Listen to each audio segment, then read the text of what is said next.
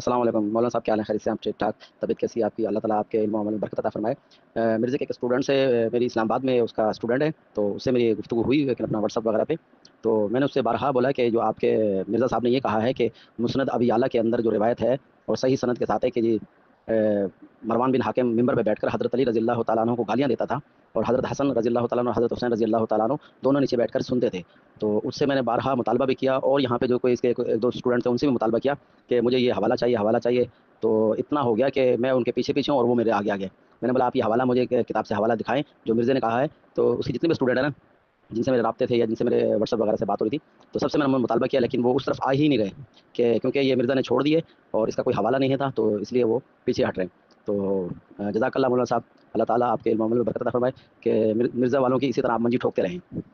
مسند ابی یعلا میں موجود ہے کہ مروان بن حکم ممبر پہ مولا علی پہ لعنت کر رہا ہوتا تھا اور حسن و حسین نیچے بیٹھ کے خطبہ سنتے تھے۔ اللہ اکبر، اللہ اکبر۔ تو سر ہم تو ان کے ماننے والے ہیں۔ ہم اب بھی گزارش کرتے ہیں کہ مرزا کے شاگردوں کو یہ حوالہ مل جائے مسند ابی یعلا سے، بلکہ دنیا کی کسی کتاب سے صحیح سند کے ساتھ یہ روایت مل جائے تو پیش کر دیں، بلکہ دنیا کی کسی کتاب میں ضعیف سند کے ساتھ بھی یہ روایت اگر کہیں ملے تو وہ بھی ذرا دکھا دیں، دیکھیں تو صحیح روایت ہے بھی صحیح یا نہیں۔ ہاں، حوالہ کتاب سے دکھانا ہے، کسی فلم کا سین نہیں دکھانا، کتاب سے یہ روایت دکھانی ہے، اور جو مضمون مرزا بتا رہا ہے مضمون یہی ہو سارا۔ اور اگر مرزا یہ بات ثابت نہ کر سکے تو پھر مرزا کا ہی ایک فتویٰ ہے۔ اور میں آپ کو بتا دوں، اگر اسلامی سزائیں نافذ ہوئی سب سے پہلے علماء کرام فارغ ہوں گے، ہاں، پھر جھوٹے کو 80 کوڑے لگیں گے، تو آپ جمعہ پڑھانے والا کوئی نہیں رہے گا، یہ تو سارا وہ کہانیاں بیان کرتے ہیں جمعے میں۔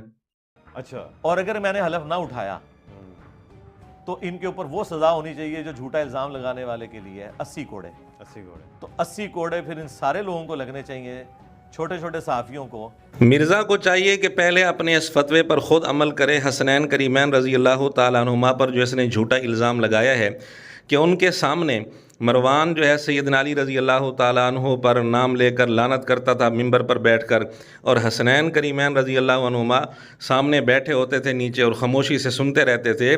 حسنین کریمین رضی اللہ عنہما پر جو اس نے جھوٹا الزام لگایا اور جھوٹ بولا، تو مرزا کو چاہیے اپنے فتوے پر عمل کرتے ہوئے اپنے آپ کو اپنی اکیڈمی میں 80 کوڑے لگوائے اور اس کی ویڈیو بھی بنوائے تاکہ سب کو پتہ چل جائے۔